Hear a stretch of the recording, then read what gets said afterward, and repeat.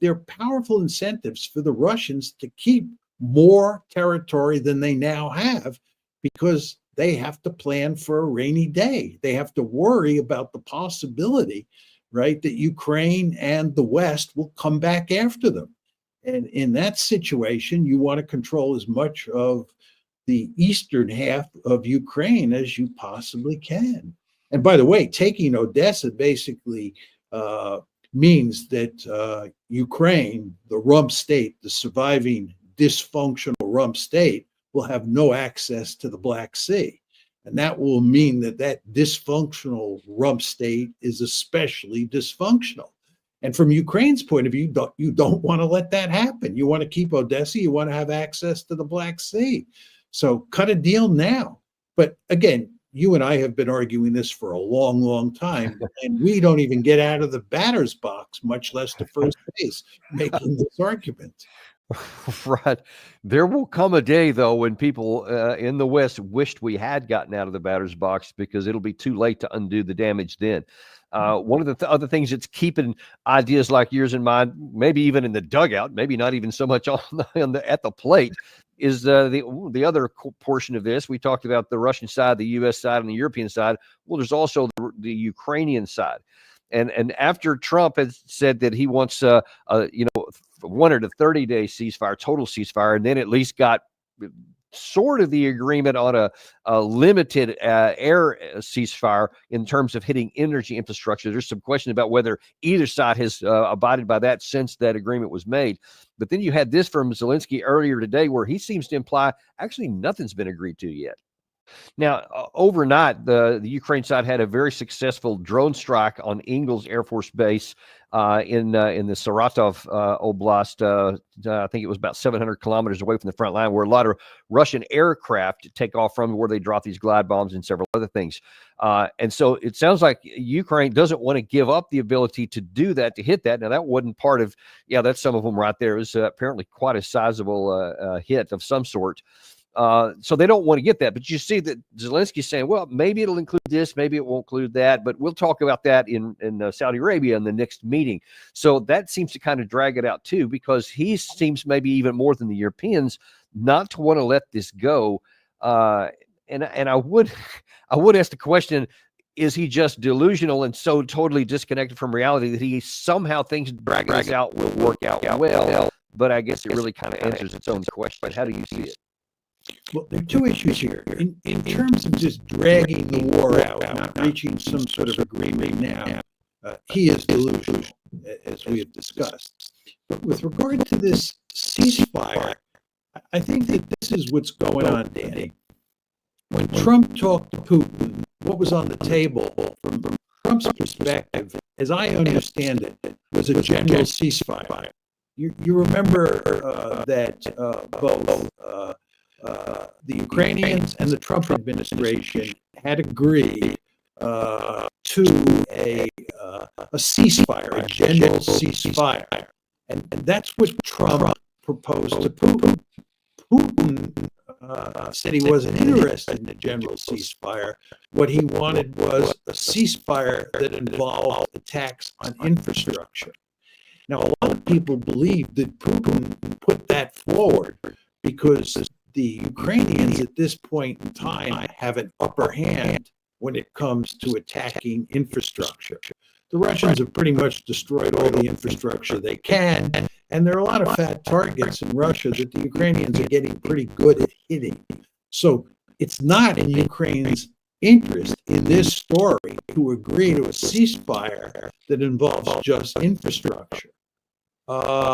So that's why you see Zelensky has little interest in this ceasefire proposal that Putin put forward and that Trump accepted. And this is why he's juking and jiving and continuing to attack infrastructure as much as he can and delaying a final decision on when there's going to be a ceasefire involving infrastructure.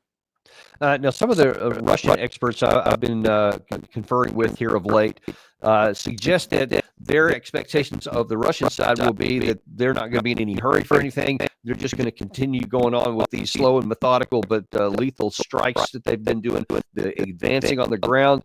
Putin said a couple of days ago that he wants Gerasimov, their general, to carve out a security buffer on the north in the Sumy area, which seems to line up with what Zelensky says he sees forming on the northern part of his border, and of course all in the western part, or the eastern front, where they're going to the west.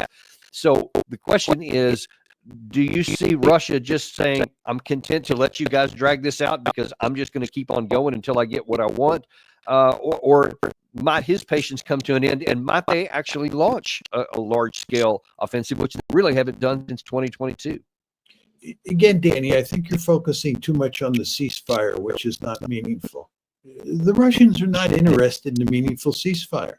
The Russians are interested in a meaningful peace agreement. And until the West and Ukraine are prepared to accept Russia's key terms and move towards a peace agreement, a genuine peace agreement, there's going to be no meaningful ceasefire. So there's no meaningful ceasefire on the table. Now, actually, in that report, there was, I guess it was before Trump and the U.S. and the Ukraine side agreed to seek a 30-day full-on ceasefire.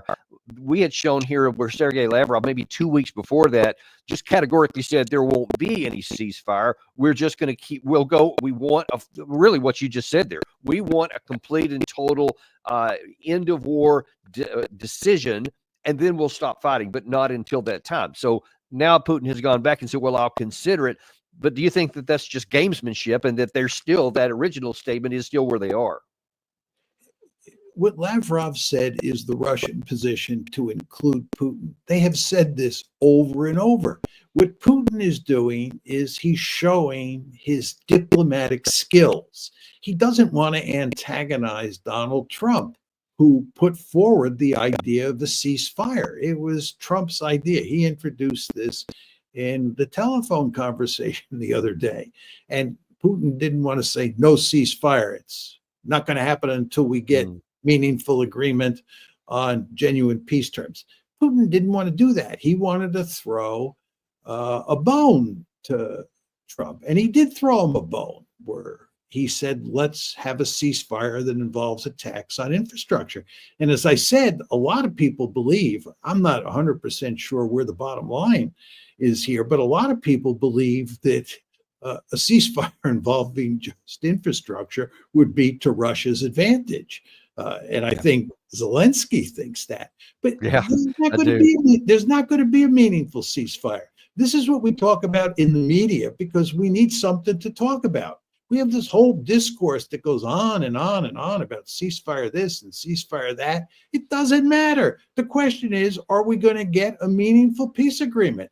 And whether or not we get a meaningful peace agreement depends on whether or not we accept the three main arguments or demands that the Russians have put on the table. It's as simple as that. And by the way, I would imagine that Putin and Trump talked about those demands. They're just not telling us what they said. And if they didn't talk about it, I bet their lieutenants who are meeting behind the scenes are talking about it, because there's no point in talking about negotiating a peace agreement with the Russians and improving relations if you don't deal with those three demands. And so if that's true, and I'm certain that it is in terms of the Russian intent, then what do you expect to see on the ground while they're still talking in terms of the military? Will Russia simply continue on with the methodical, or do you think that at some point that they may bring in some of this heavier power?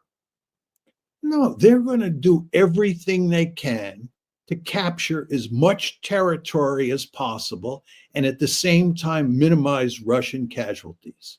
They understand this is a war of attrition, and they don't want to throw their soldiers into a meat grinder. They want to rely much more heavily on firepower, whether it's from artillery or from the air, and use that to help them move forward. Furthermore, they have been raising more and more troops. The asymmetry in size between the Russian forces and the Ukrainian forces has grown over the years, as you and I know.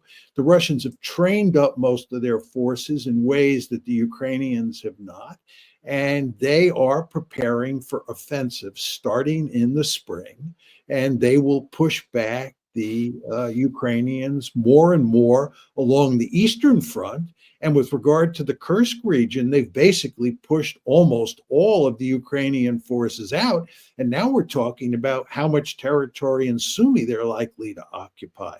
Yeah. So the Russians are going to win, and there's nothing the Ukrainians can do to turn the tide at this point in time.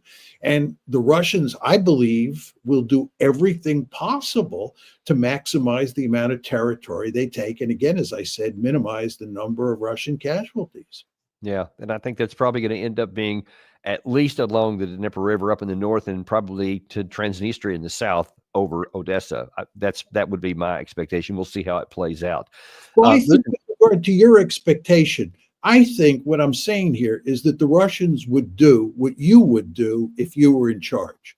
If Vladimir Putin called you up and said, Danny, I want you to be my chief of staff, you plan the forthcoming offensives for the spring, summer, and fall of 2025. I think what you would tell him would be what he would do anyway, because common sense tells any person with any military experience or any experience in the realm of strategy what to do here.